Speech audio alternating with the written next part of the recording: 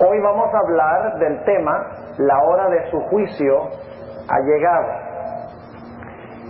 Y antes de entrar a nuestro estudio de la Biblia, quisiera hacer referencia a una famosa visión que tuvo la sierva del Señor, conocida como la visión del tren.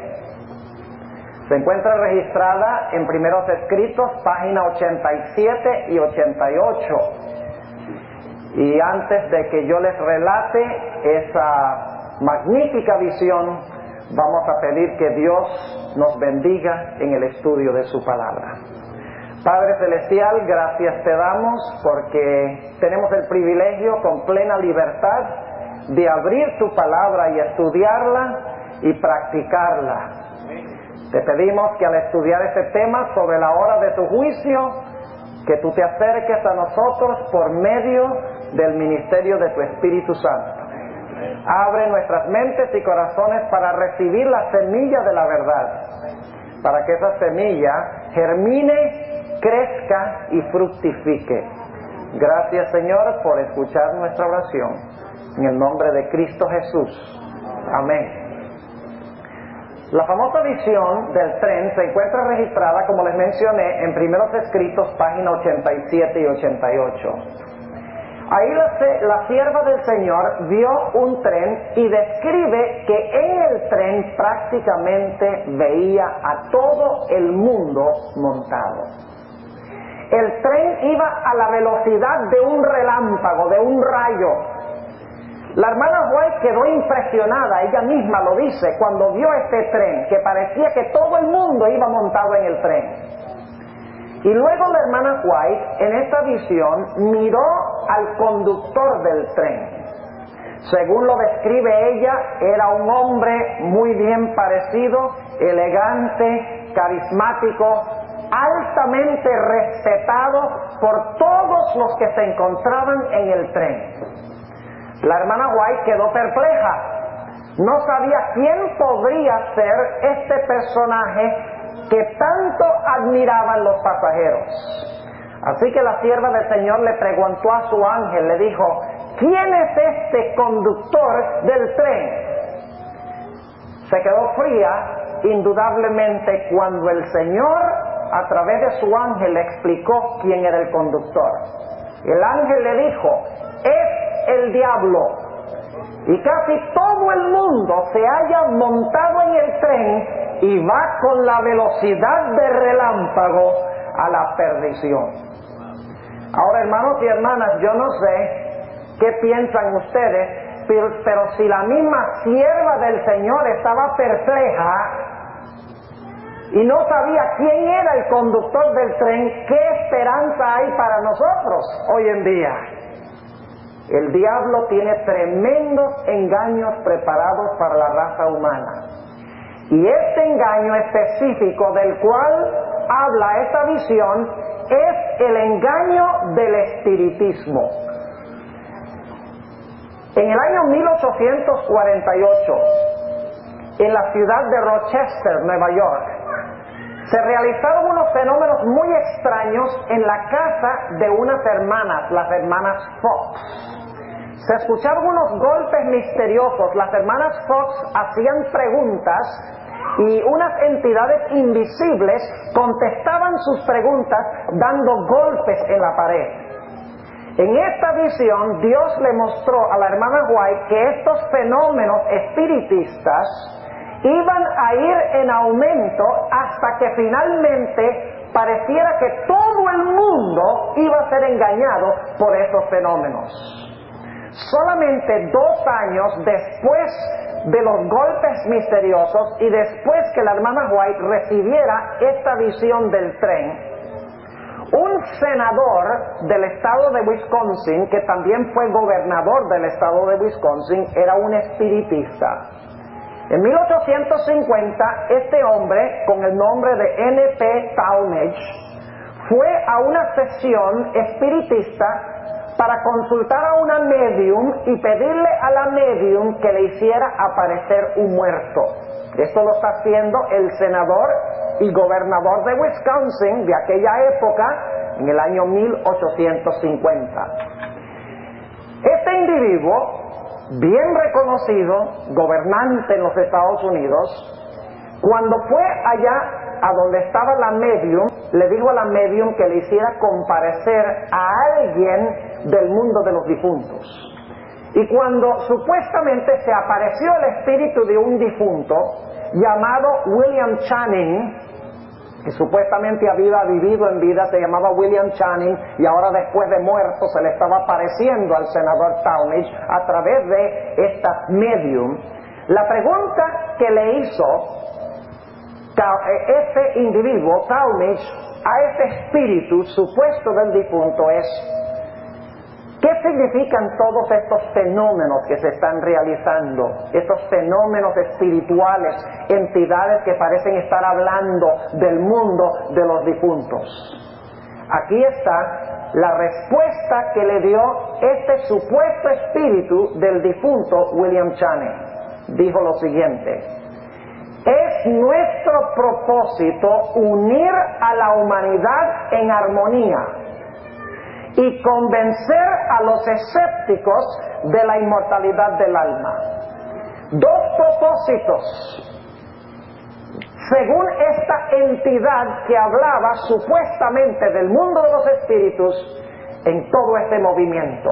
Uno, unir a toda la humanidad en armonía, y dos, convencer a los escépticos en cuanto a la inmortalidad del alma. 3 años más tarde, el mismo senador y exgobernador N.P. Talmadge nuevamente fue a otra medium espiritista para hacer comparecer supuestamente a otro difunto. Esta vez se apareció una entidad con el nombre de Juan C. Calhoun. Y nuevamente el senador y exgobernador le preguntó a este supuesto espíritu de los difuntos cuál era el propósito de todas estas manifestaciones espiritistas. Y aquí está la respuesta. Mi amigo, a menudo se pregunta qué bien puede resultar de estas manifestaciones. Yo le responderé: es para unir a la humanidad en armonía y para convencer a los escépticos en cuanto a la inmortalidad del alma. La misma respuesta dada 3 años después. La sierva del Señor vio en esta visión del tren que estas manifestaciones espiritistas iban a ir en aumento hasta que prácticamente todo el mundo iba a ser cautivado por estos engaños. Por esas razones que nosotros necesitamos tener bien en clara la doctrina en cuanto al estado de los muertos. Alguna persona dirá: bueno, pastor, usted dijo que iba a hablar de la hora del juicio esta mañana. ¿Qué tiene que ver el estado de los muertos con la hora del juicio? Quiero decirles que hay varias ideas conectadas con la idea del juicio. Primero, usted no puede hablar de juicio sin hablar de la ley, porque la Biblia dice que seremos juzgados por la perfecta ley de la libertad. Los cristianos que dicen que la ley fue clavada en la cruz no pueden explicar cómo, si fue clavada en la cruz, algún día seremos juzgados por la ley. ¿Cómo puede haber sido clavada en la cruz si seremos juzgados por esa ley? La ley todavía está vigente. Usted no puede hablar de juicio sin hablar de la vigencia de la ley. Segundo, está conectado con el juicio la idea de que Dios es el creador y nosotros somos sus criaturas. ¿Por qué razón? La razón por la cual Dios tiene el derecho de juzgarme a mí y de juzgarlo a usted es porque Él nos creó, Él es nuestro Señor y Él tiene derecho de exigir cuentas por la forma como nosotros hemos vivido. Usted no puede desconectar la idea de que Dios es el creador de la idea del juicio, porque es necesario que todas las criaturas comparezcan ante el gran tribunal de su creador para responder por lo que han hecho con sus vidas. Otra idea que usted no puede desconectar de la idea del juicio es la doctrina del estado de los muertos, y les voy a explicar por qué razón. La mayoría de las iglesias hoy en día enseñan que cuando usted se muere, si usted fue bueno, usted se va a ir al cielo. en el momento de la muerte. Si fue malo, en el momento de la muerte usted se va al infierno. Y una iglesia enseña un lugar intermediario que si fue medio malo o medio bueno, se va al purgatorio para continuar purificando sus pecados. Es decir que para las iglesias hoy en día, en su vasta mayoría, la persona recibe su recompensa cuando se muere. ¿No es cierto? Ahora, ¿qué tiene esto que ver con la doctrina del juicio?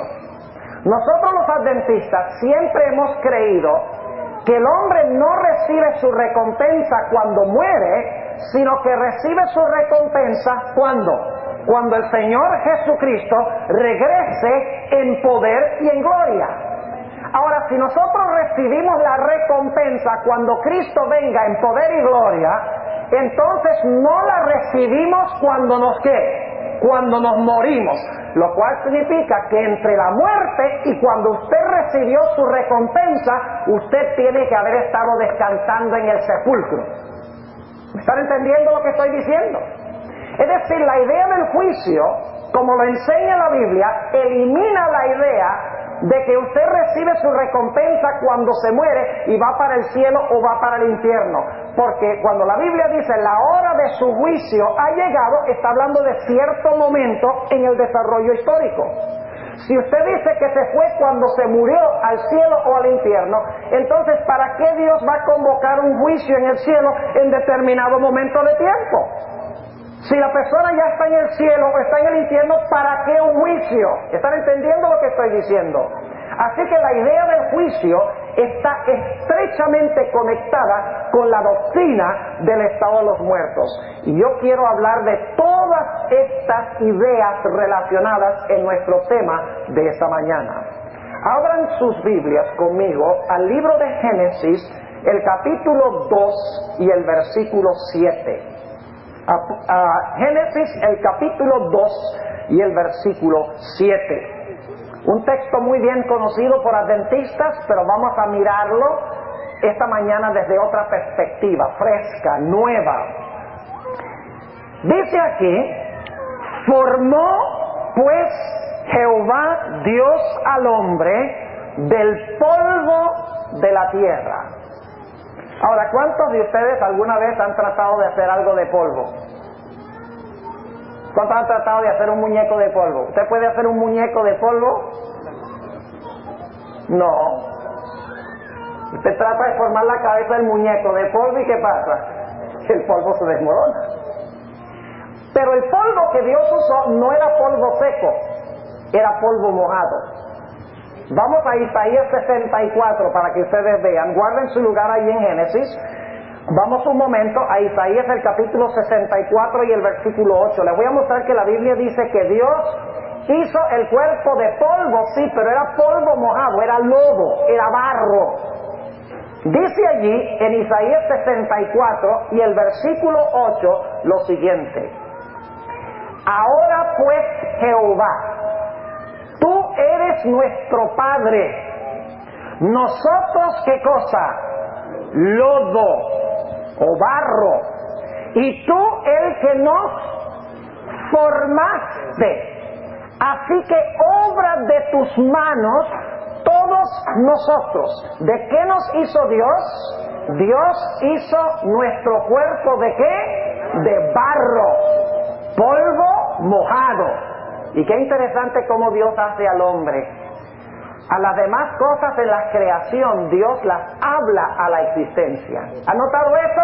Sea la luz, sea la expansión, sea tierra seca, produzca la tierra árboles y plantas. Pero cuando Dios procede a crear al hombre, Dios no habla, Dios desciende, agarra polvo mojado, agarra barro y empieza con sus propios dedos, como dice en Isaías 64:8, a formar las diferentes partes de la fisiología y de la fisonomía humana.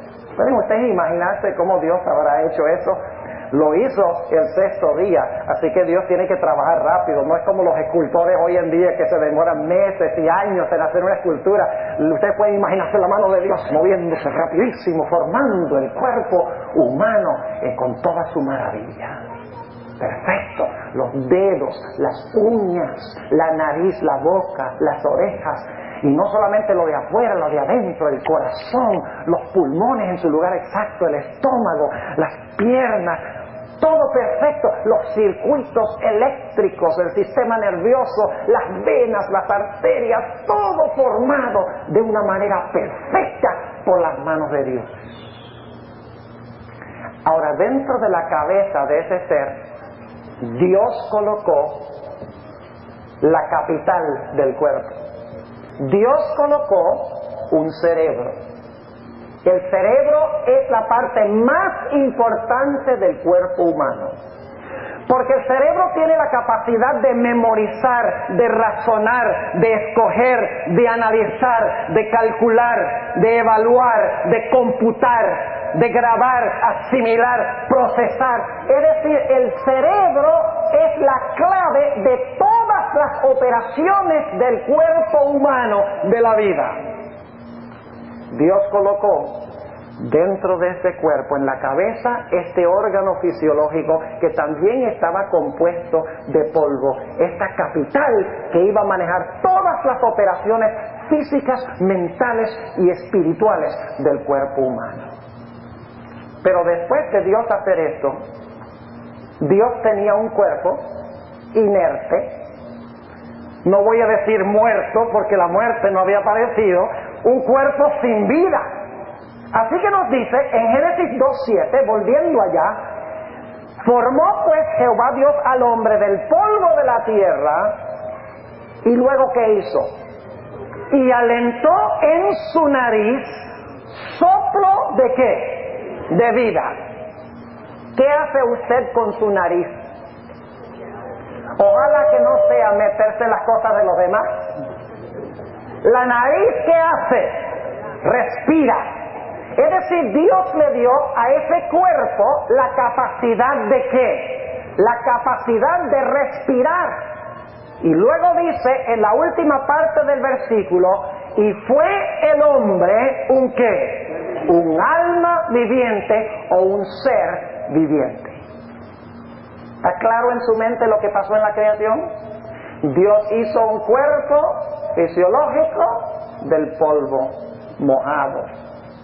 Colocó en la cabeza un cerebro para dirigir todas las operaciones. Ese cuerpo inerte Dios le dio la facultad de respirar. Y el resultado de combinar esas dos cosas, el cuerpo y la respiración, es que el hombre llegó a ser un ser viviente, un individuo o una persona. Ahora quiero compartir con ustedes algo muy importante, hermanos y hermanas, visitas. El hombre originalmente no fue creado con un carácter, porque el carácter se forma, el carácter no se hereda. Dios le dio a Adán todo el equipo necesario para formar ¿qué cosa? Su carácter. Le dio un cuerpo perfecto, le dio una mente que podía asimilar información, le dio respiración para que todo pudiera funcionar. Pero ahora que Adán vivió, él debía a través de sus 5 sentidos asimilar ¿qué cosa? Información del mundo que lo rodeaba. Y la información que él asimilaba a través de sus 5 sentidos iba a determinar su individualidad, su identidad personal o su personalidad, o lo que podríamos llamar su carácter. Es decir, a medida que Adán vivía, procesando información que entraba a través de sus 5 sentidos, a través de su mente, lo que él metía de su medio ambiente iba a determinar su carácter, su individualidad o su personalidad. ¿Quién era él? ¿Están entendiendo lo que estoy diciendo? Yo pregunto, ¿todas las personas ven todo lo mismo, oyen todo lo mismo, gustan todo lo mismo, sienten todo lo mismo? ¿O todas las personas son diferentes en lo que procesan? Son diferentes. Y lo que usted mete determina quién es usted. Lo que usted mete determina su carácter. Por eso los sentidos se conocen como las avenidas ¿de qué? Las avenidas del alma, porque como lo que usted ve, lo que usted oye, lo que usted siente, etcétera, determina quién es usted, porque toda esa información determina sus pensamientos, sus sentimientos y sus acciones.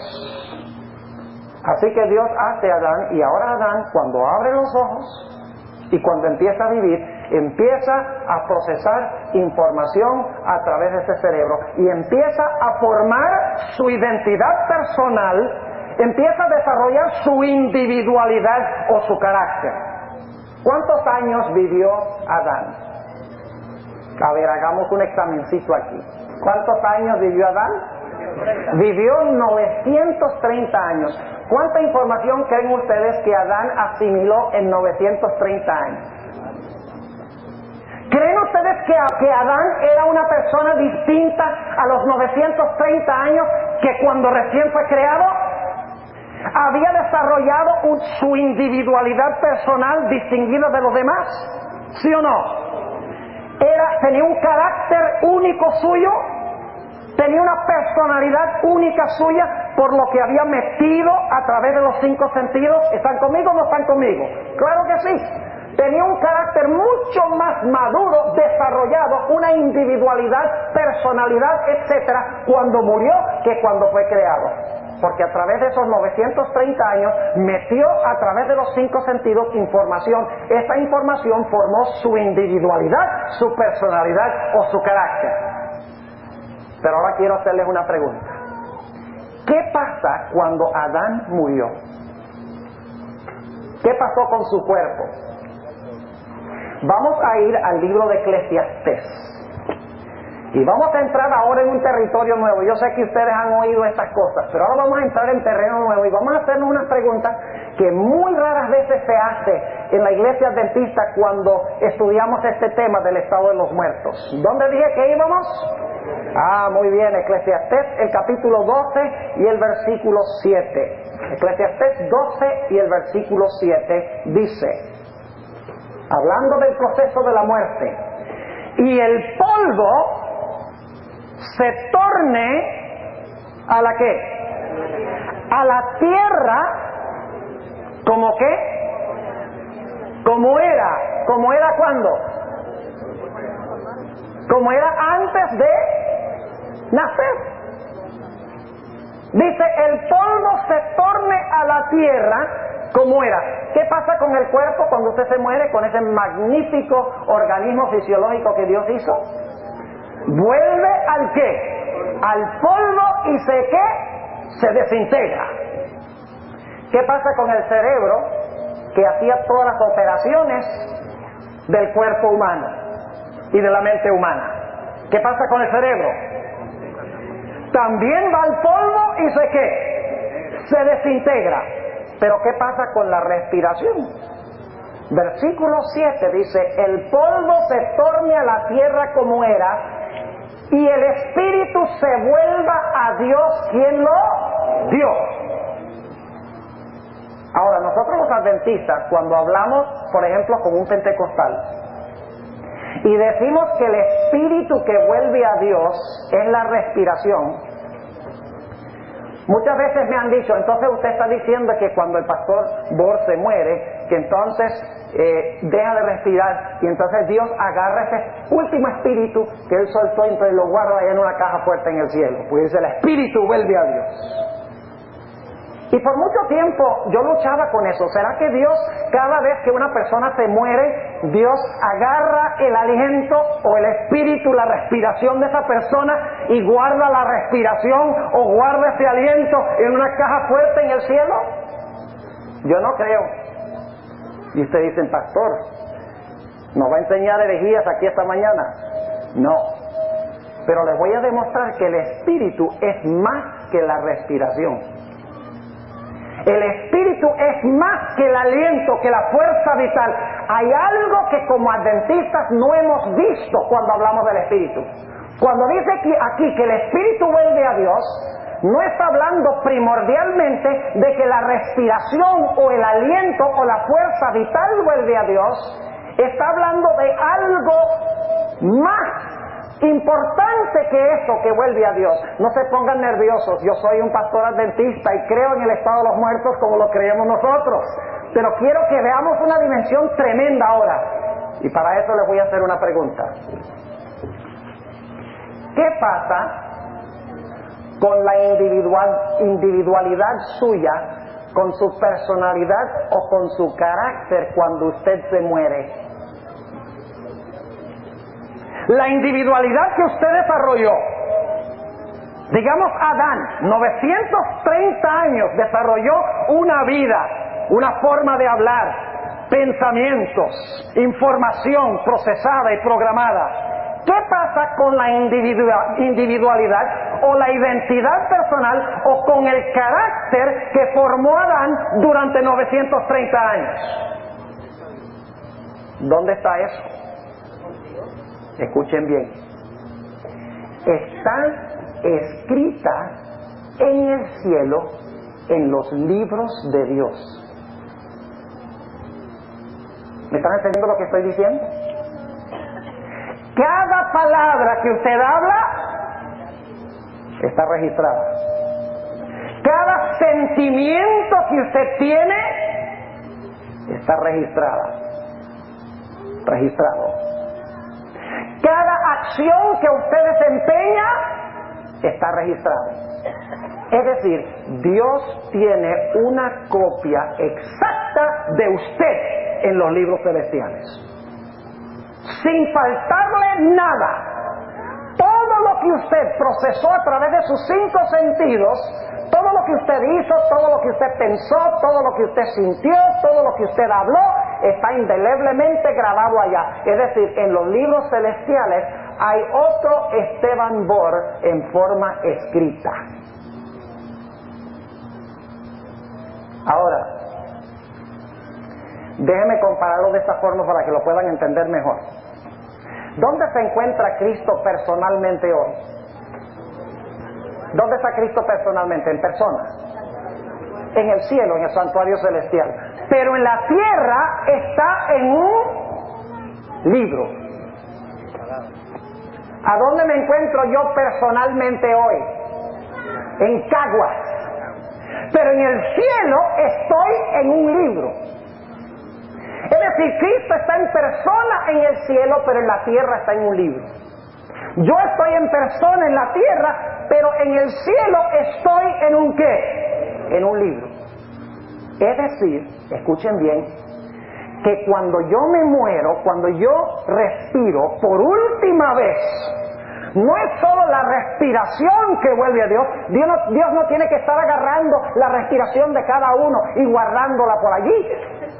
Lo que Dios guarda en el cielo es ¿qué cosa?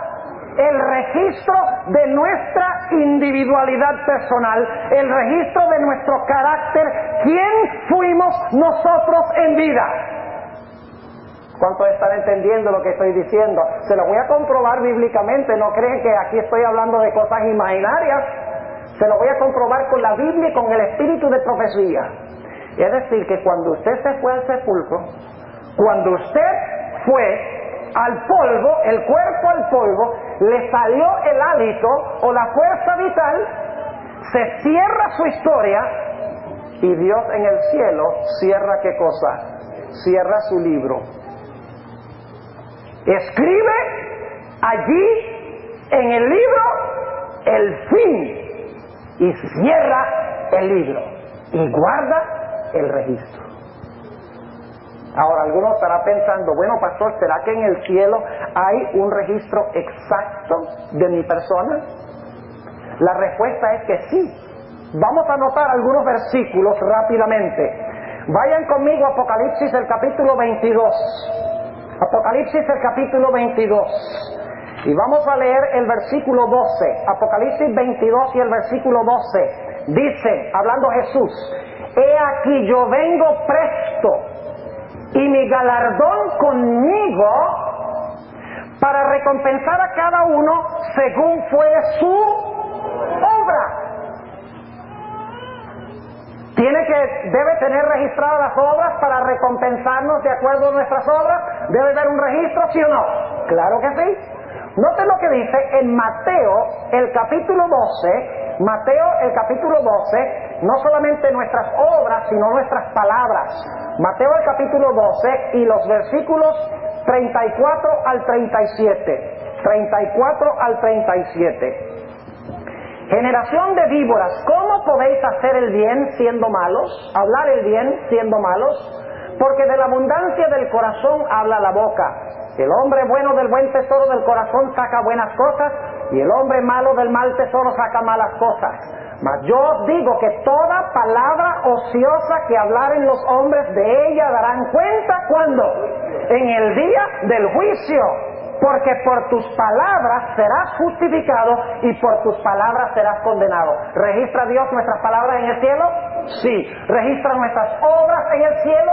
Sí. ¿Saben qué más registra? Lo que está en el corazón, las cosas secretas. Vamos al libro de Eclesiastés para que ustedes vean esto.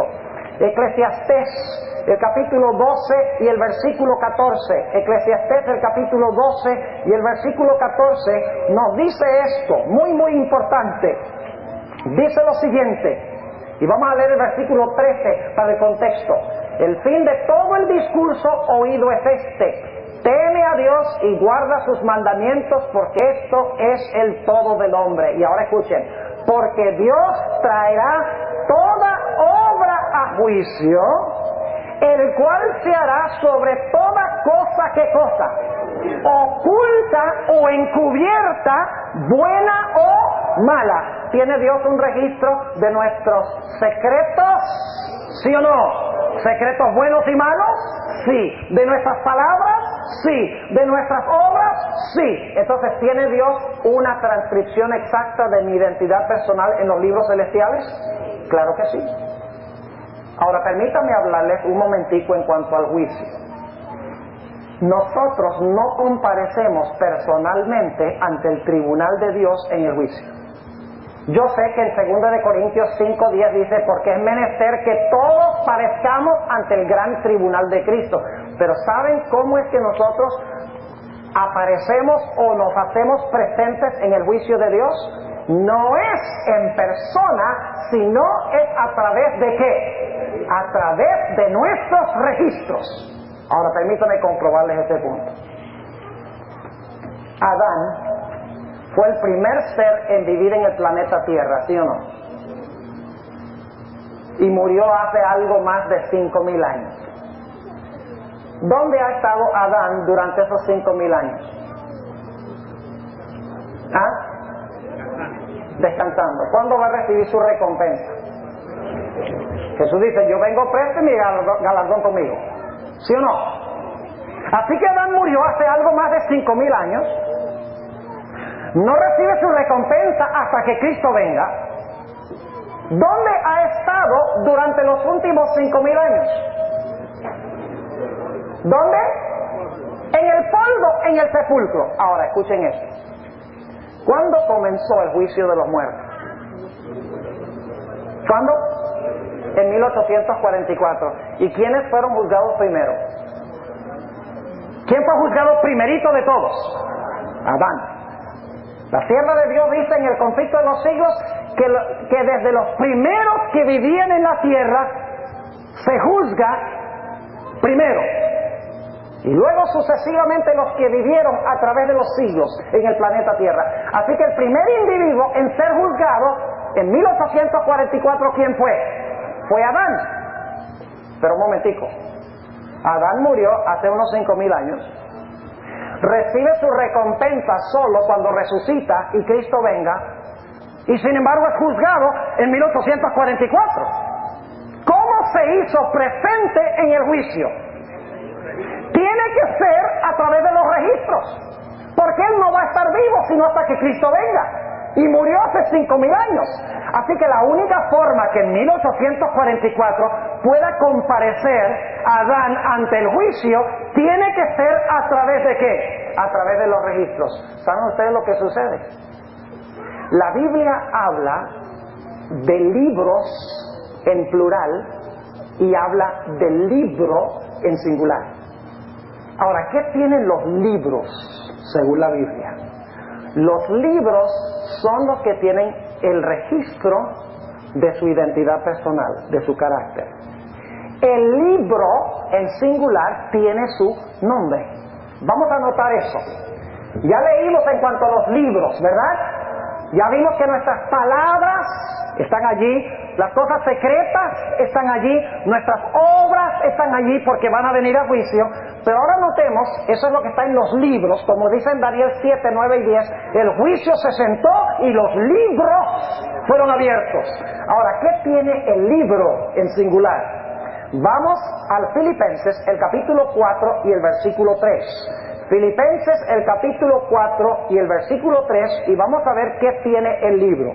Dice el apóstol Pablo lo siguiente: asimismo te ruego también a ti, hermano compañero, ayuda a las que trabajaron juntamente conmigo en el Evangelio, con Clemente también, y los demás mis colaboradores, cuyos nombres están escritos en el libro de la vida. ¿Libro singular o plural?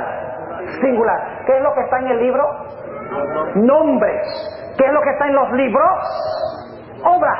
La vida de la persona, su identidad personal, su carácter, su individualidad, su personalidad, como usted lo quiera llamar, ahí está registrado en los libros. Pero en el libro está el nombre. Ahora notemos solo un texto más, por la premura del tiempo. Noten lo que dice en Apocalipsis, el capítulo 3 y el versículo 5, sobre el libro. Dice allí en Apocalipsis 3 y el versículo 5, el que venciere será vestido de vestiduras blancas, y no borraré su ¿qué? Su nombre del libro de la vida, y confesaré su nombre delante de mi Padre y delante de sus ángeles. ¿Qué es lo que tiene el libro? Nombre. ¿Qué tienen los libros?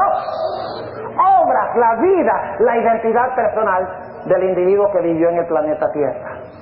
Ahora, quiero que nos imaginemos qué es lo que sucede en el juicio. La gente es juzgada según la sierva del Señor, los primeros que vivieron en el planeta Tierra primero, y así sucesivamente cada generación en orden cronológico.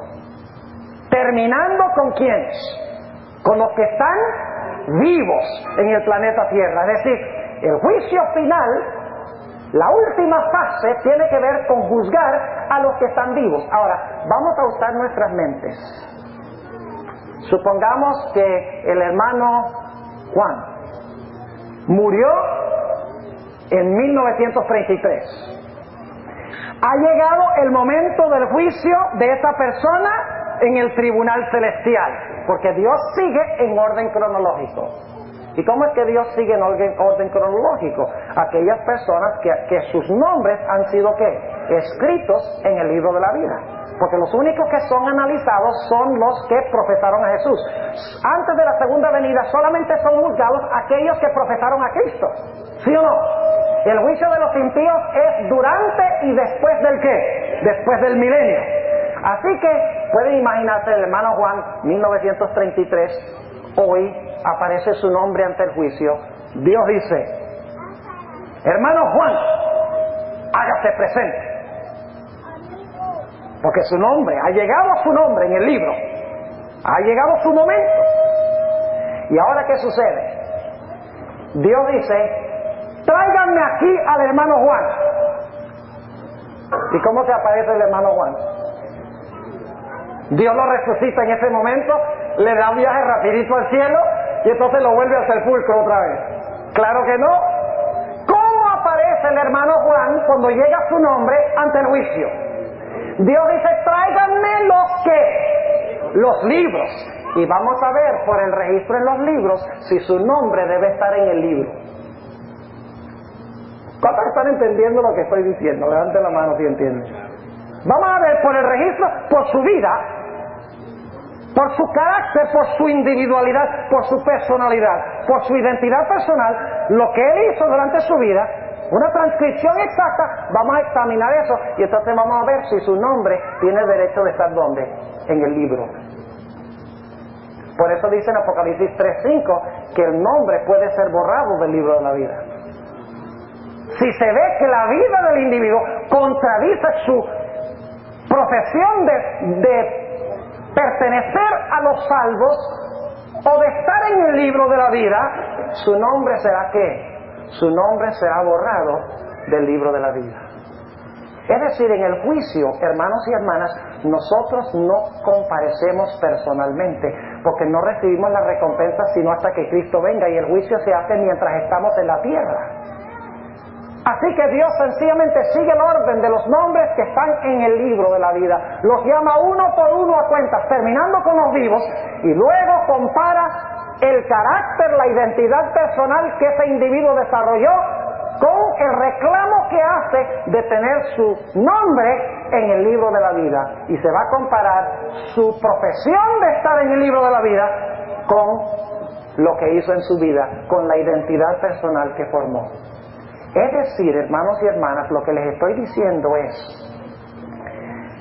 que cuando nosotros morimos, cuando dice que el espíritu vuelve a Dios, es mucho más que meramente dejar de respirar.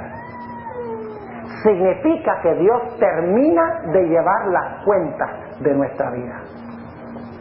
Anota en los libros el fin. Cierra los libros. Y el carácter está fijado para siempre. Eso es lo que quiere decir la Biblia cuando dice que el Espíritu vuelve a Dios quien lo dio. Es decir, nuestro carácter queda fijado para siempre en los libros celestiales. Ahora, ustedes quieren evidencia de eso. Vamos primero a la Biblia.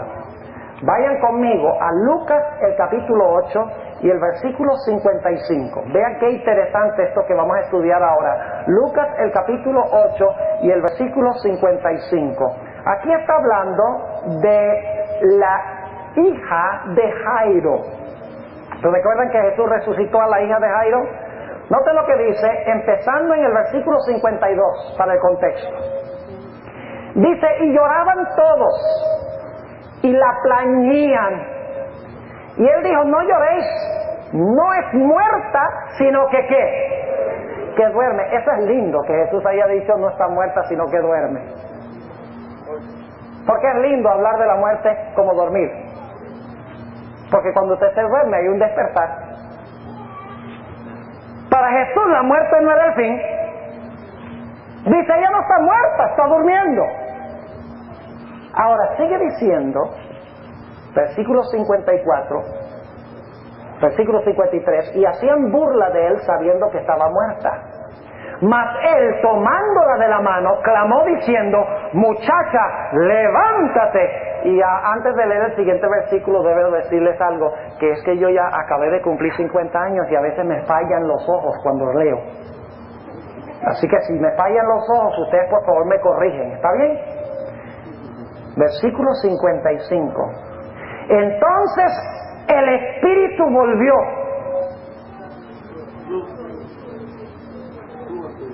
¿Y por qué solo hay unos poquitos que están protestando? Entonces el espíritu volvió. Gracias. Entonces su espíritu volvió. ¿Cuál espíritu? El de ella. Y dice, su espíritu volvió y se levantó luego y él mandó que le diesen de comer. Yo pregunto, cuando esta niña se levantó, ¿tenía la misma voz? ¿Sí o no? ¿Recordaba todo lo que había pasado antes en su vida? ¿Recordaba a su papá y a su mamá? ¿Recordaba su casa? ¿Qué fue lo que Dios le devolvió a esta niña? No solo la respiración en blanco, sino que le devolvió su ¿qué? Su identidad personal. Le devolvió su carácter. Le devolvió su identidad. ¿Y de dónde sacó Dios esa identidad para devolvérsela? De los libros celestiales. Hechos 7 y el versículo 56 está hablando de el apedreamiento de mi tocayo, de Esteban.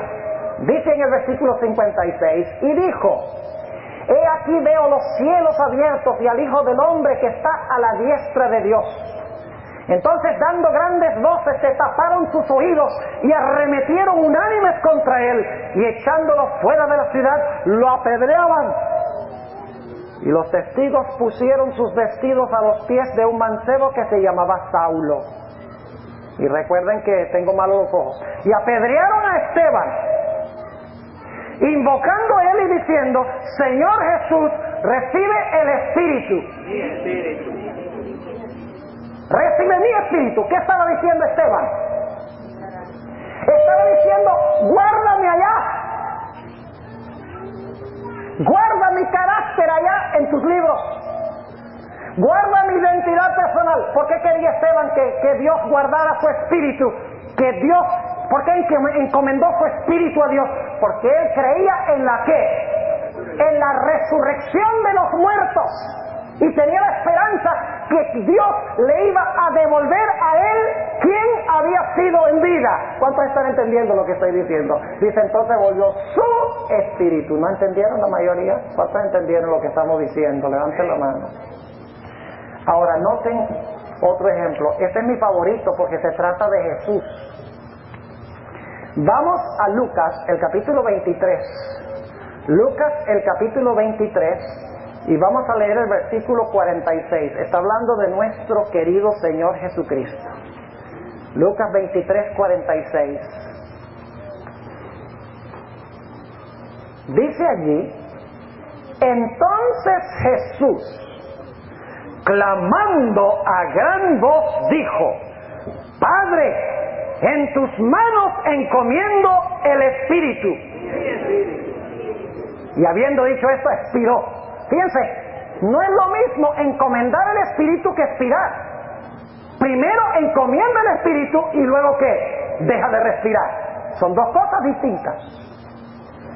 Ahora yo pregunto, cuando Cristo resucitó, ¿quién resucitó? ¿El mismo Jesús? ¿Ustedes creen que Jesús recordaba los días que había pasado con los discípulos? ¿Creen que recuerda las escenas finales cuando lo llevaron ante la corte de Pilato? Cuando lo llevaron ante Herodes. ¿Creen que se acordaba de todas las veces, todo lo que había enseñado en el Sermón del Monte, etcétera? ¿Sí o no? ¿Creen que tenía la misma voz? ¿Tenía el mismo modo de ser? ¡Claro que sí! ¿Y cómo es que Cristo, habiendo estado en el sepulcro desde el viernes y resucita el domingo en la mañana, cómo es que resucita con el idéntico carácter, la misma identidad personal que cuando fue al sepulcro, si había estado totalmente inconsciente y muerto durante ese periodo? ¿Qué hizo Dios? Dios tomó el registro y se lo devolvió a Jesús. Le devolvió su espíritu, le devolvió su carácter, su identidad personal. Y cuando Cristo se despertó lo que había sido antes de su muerte. ¿Están entendiendo lo que estoy diciendo? Ahora que hemos notado lo que dice la Biblia en cuanto a esto, es necesario ver lo que dice el espíritu de profecía. Permítanme leerles una cita extraordinaria de la sierva del Señor. Ella entendió esto muy bien. Esta cita se encuentra en el Comentario Bíblico Adventista, tomo 6, página 1092 y 1093. Escuchen con cuidado lo que ella dice. Lindo esto. ¿A usted le da miedo morir? A mí no. ¿Saben por qué? Porque yo sé que Dios me está guardando allá.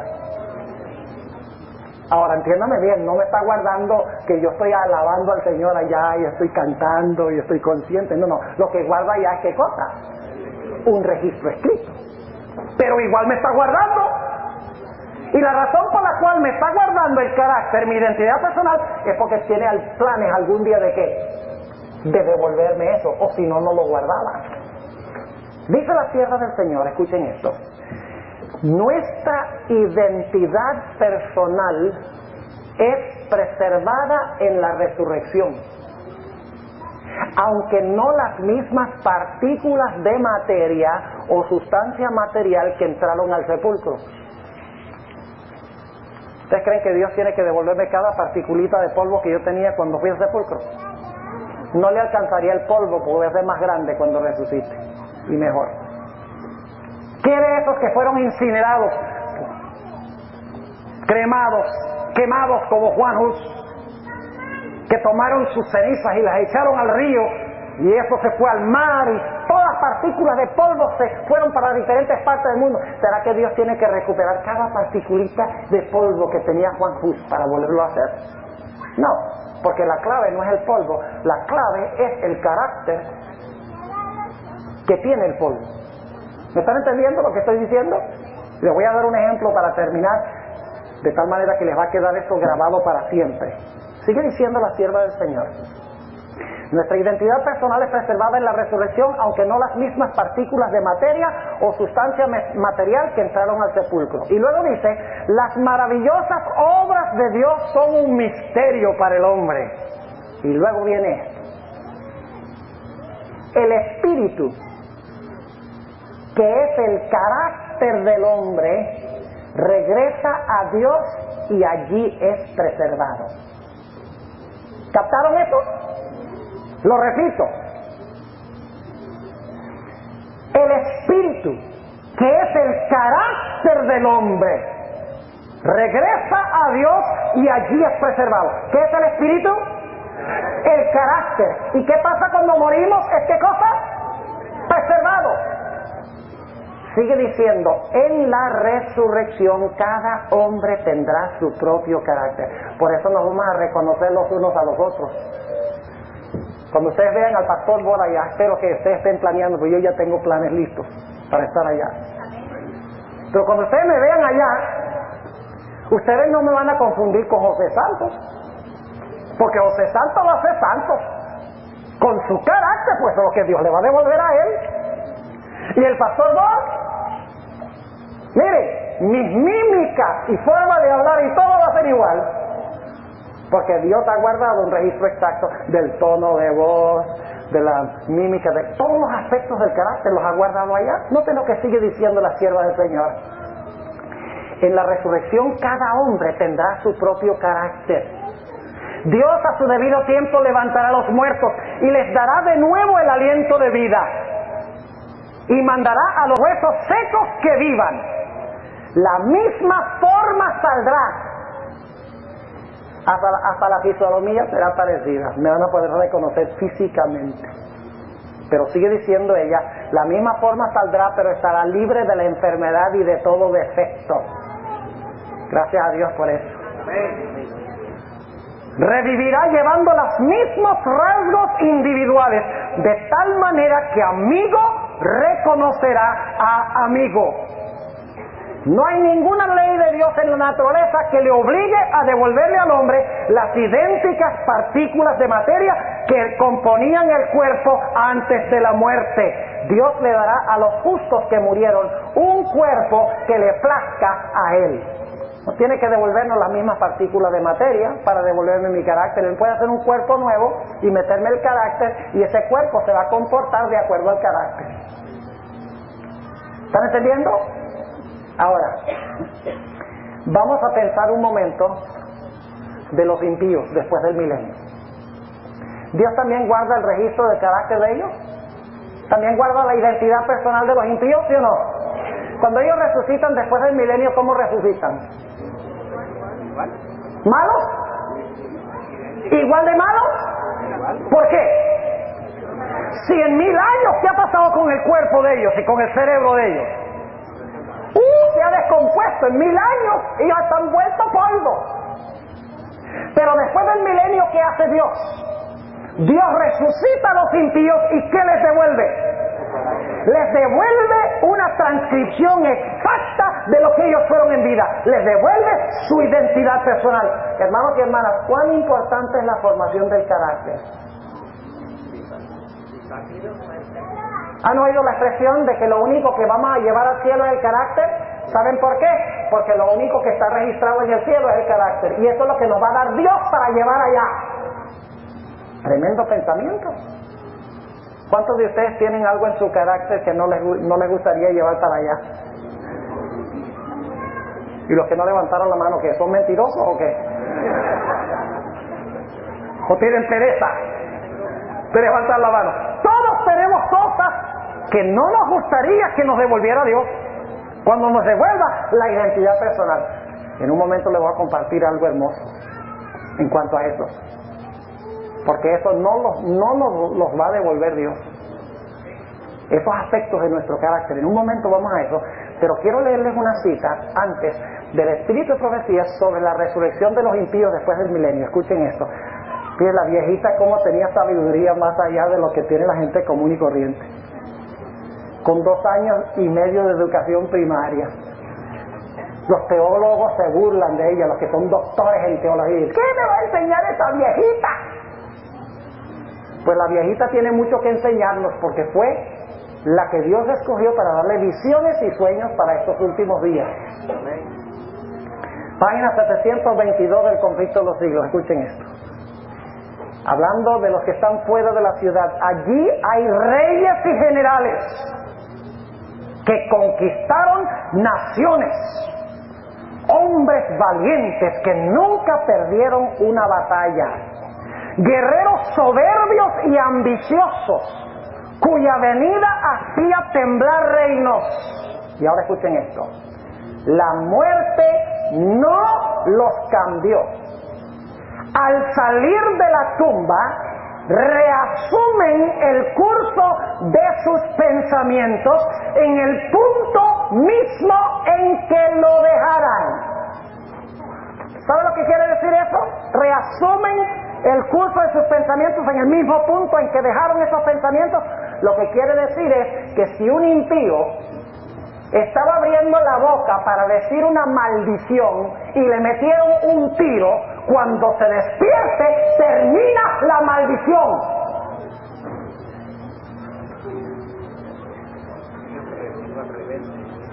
Tremendo. ¿Por qué? Porque Dios le va a devolver su carácter idéntico hasta el punto en que ¿qué? En que murió. Tremendo pensamiento, mis hermanos y hermanas. Ahora algunos estarán diciendo, bueno, pastor, ¿qué tal de esas cosas en mi carácter que no debo tener allí? ¿Esas están anotadas en el cielo también? Sí, Señor. ¿Y eso me lo va a devolver Jesús a mí también? No. Dice, ¿cómo, pastor? Déjeme explicarle lo más lindo de este tema que estoy compartiendo esta mañana. La Biblia nos dice que si nosotros confesamos nuestros pecados, Él es fiel y justo, ¿para qué? Para perdonarnos nuestros pecados y limpiarnos de toda maldad. Ahora escuchen bien. Cuando usted comete un pecado, piensa mal, siente mal, habla mal, actúa mal, eso lo escribe Dios en los libros a través de los ángeles. Y queda allí hasta que el nombre suyo aparezca en el juicio. Pero ¿saben qué más hay allí? Algunos dicen, ay, a mí no me gusta que estén mis pecados registrados allí. ¿Acaso la Biblia no dice que si confesamos nuestros pecados, Dios nos quita los pecados, nos borra los pecados, nos echa a lo profundo de la mar? La Biblia dice eso, pero escuchen bien lo que sucede. Todo pecado que nosotros cometemos queda registrado en el santuario celestial. Pero si nosotros nos arrepentimos de nuestros pecados, si manifestamos tristeza por nuestros pecados y por la gracia de Dios ganamos la victoria sobre nuestros pecados, cuando aparece nuestro nombre en el juicio, aparecen todos estos pecados, pero al lado del pecado aparece la palabra perdón. Y entonces cuando llega nuestro nombre en el juicio, Satanás dice, el pastor Bart tuvo este mal pensamiento, es mío.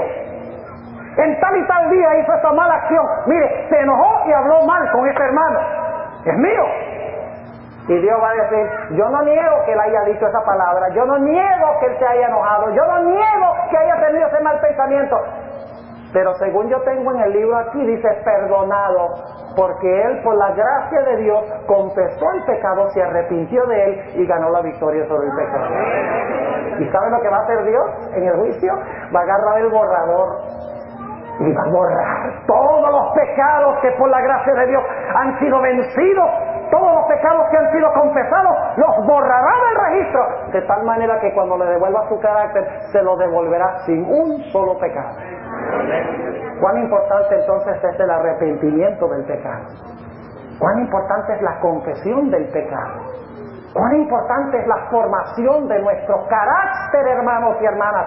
Tendremos que comparecer ante el gran tribunal supremo de Dios.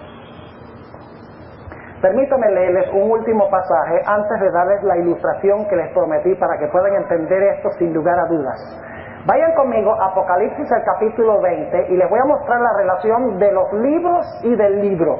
Apocalipsis el capítulo 20 y quiero leer desde el versículo 11. Ahora escuchen bien, esto está pasando después del milenio, pero sabemos que es lo mismo que sucede antes del milenio, porque el proceso del juicio de los justos y de los impíos es igual. De la misma manera se abren los libros, de la misma manera se determina si merecen estar en el libro de la vida o no. Eso es lo que vamos a hacer nosotros durante el milenio. Juzgaremos el mundo, juzgaremos a los ángeles, según el apóstol Pablo en 1 Corintios 6. Ahora noten lo que dice Apocalipsis 20 y el versículo 11.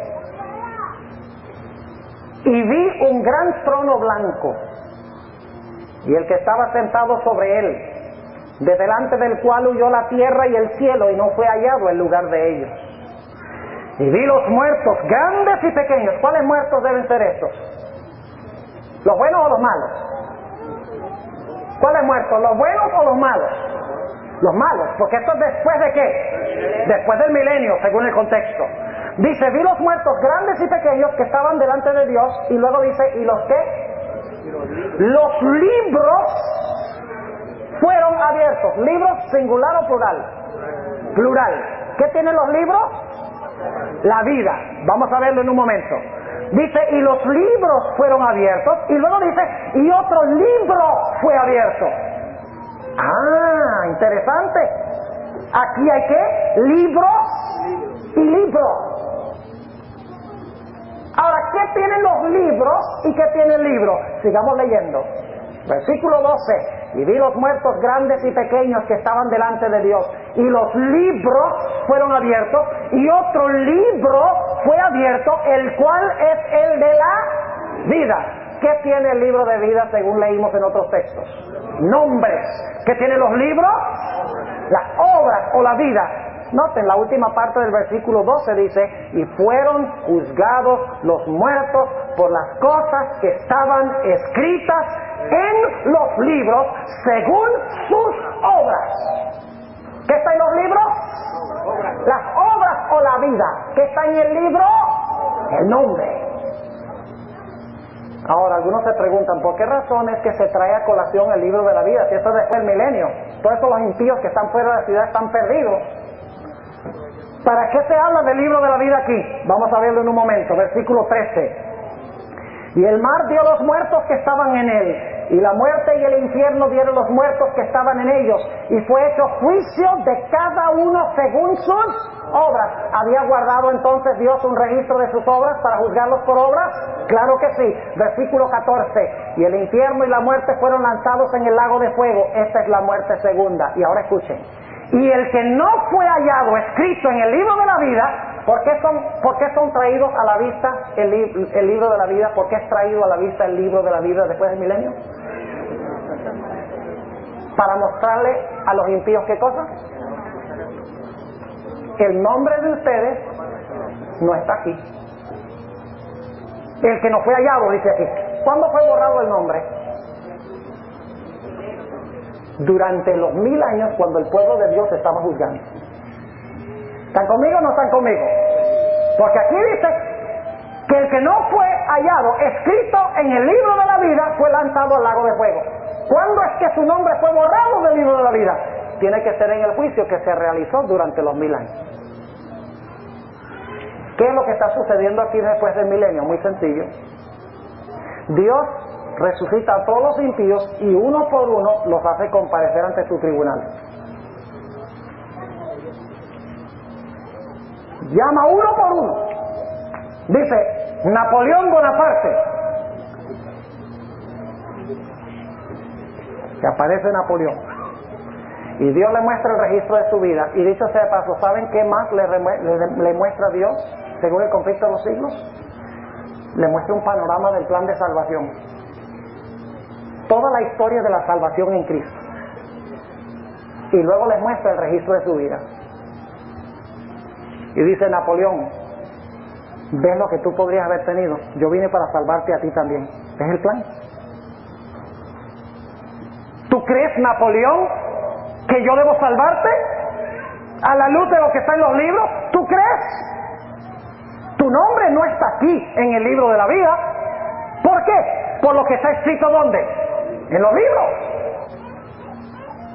Y todo el universo, según dice la sierva de Dios, va a doblar sus rodillas y va a confesar que Jesucristo es el Señor para la gloria de Dios el Padre. Amén. ¿Ven lo que está sucediendo después del milenio? Lo mismo antes del milenio. Por eso si antes del milenio se llama el nombre de cierta persona que profesó a Cristo y se ve en los libros que no confesó el pecado, por la gracia de Dios no tuvo victoria sobre el pecado, Dios va a decir, mire, esta persona aquí, hay una discrepancia entre su nombre en el libro de la vida y sus obras. Por lo tanto, su nombre será quitado para ser considerado durante el milenio. Ahora, escuchen bien lo que les voy a decir. Dios no anda anotando y borrando nuestro nombre todo el tiempo en el libro de la vida. El momento que usted escogió a Jesús como su Salvador personal, Cristo registra su nombre en el libro de la vida. Anota su profesión y lo deja ahí. No crean ustedes que cuando la persona sale de la iglesia y comete adulterio, Dios dice, tráigame el borrador. Y borra a la persona del libro de la vida. Cuando vuelve otra vez a la iglesia, se reentrega a Cristo y dice, tráigame el lápiz. Y anota otra vez el nombre en el libro de la vida. No. Cuando usted acepta a Cristo, su nombre es anotado. Se determinará si usted perseveró hasta el fin cuando se traigan los libros. Y se determinará si usted queda en el libro de la vida o si su nombre será analizado durante el milenio. Ahora déjeme terminar con la ilustración.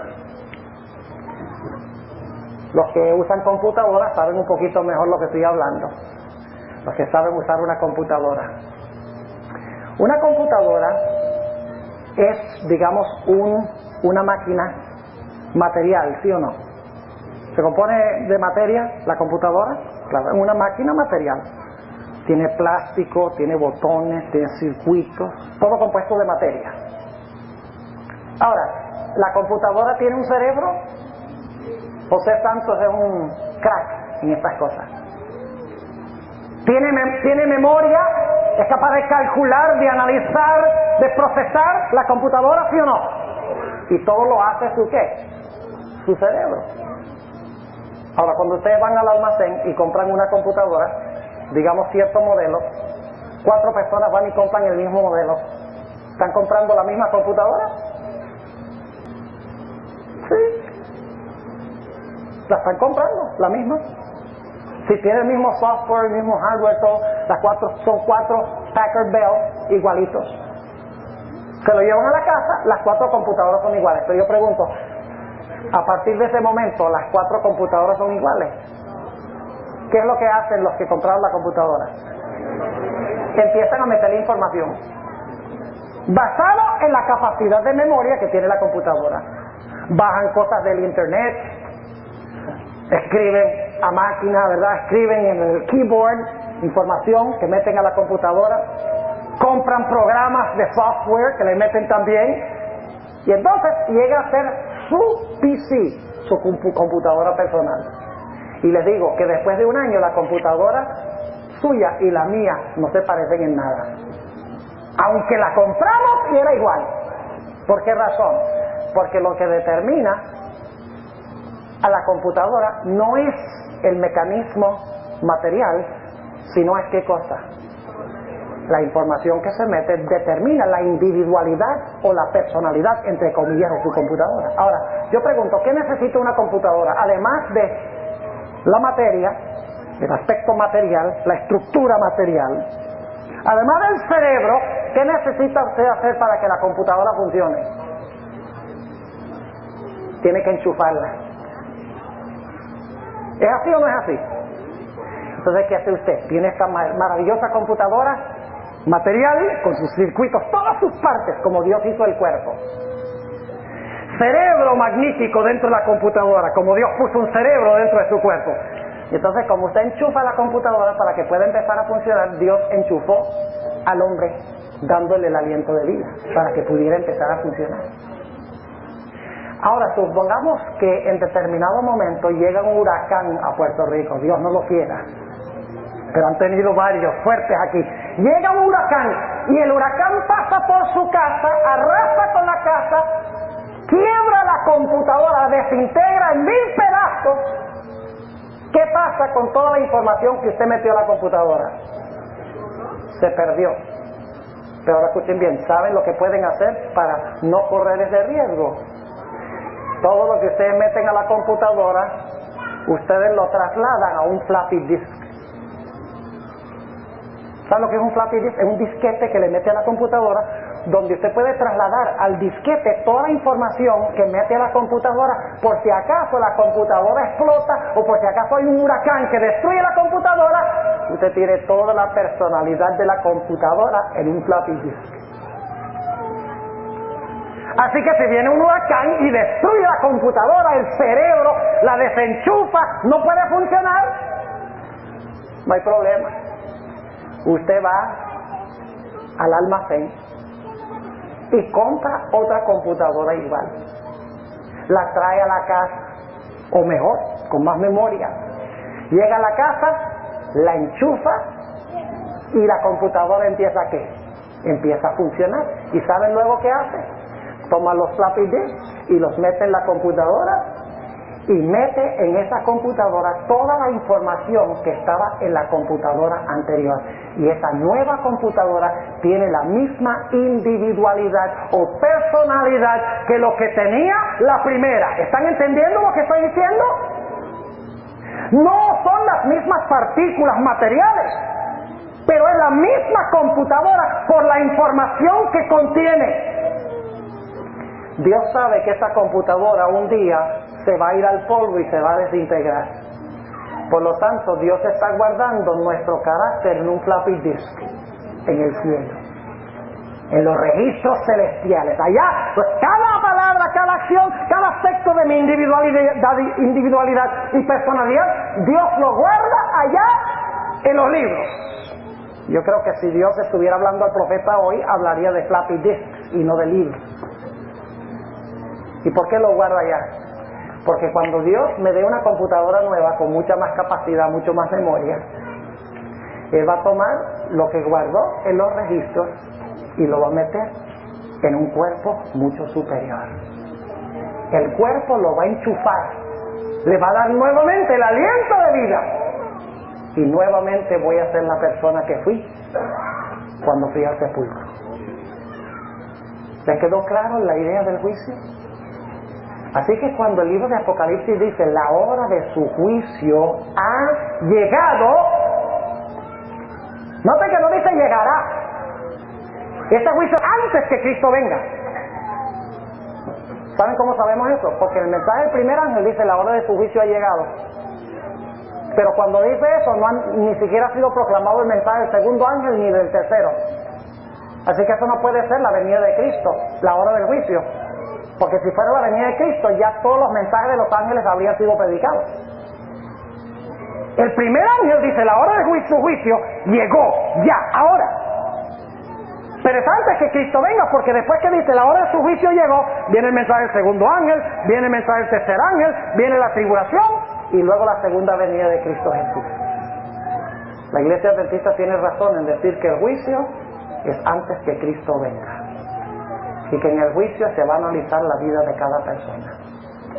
Hermanos y hermanas, cuán importante es para nosotros arrepentirnos de nuestros pecados y confesar nuestros pecados.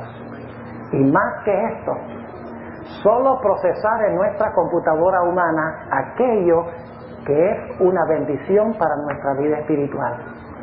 Porque Dios nos devolverá lo que nosotros fuimos en vida. ¡Qué solemne obra! La obra de edificar el carácter. Tengamos cuidado con lo que vemos. Tengamos cuidado con lo que oímos. Tengamos cuidado con lo que gustamos, con lo que permitimos entrar por nuestros 5 sentidos, porque algún día tendremos que enfrentarnos de nuevo a todas estas cosas. Oremos. Padre Celestial, te damos gracias porque en tu palabra has dejado tan en claro este tema en cuanto al juicio.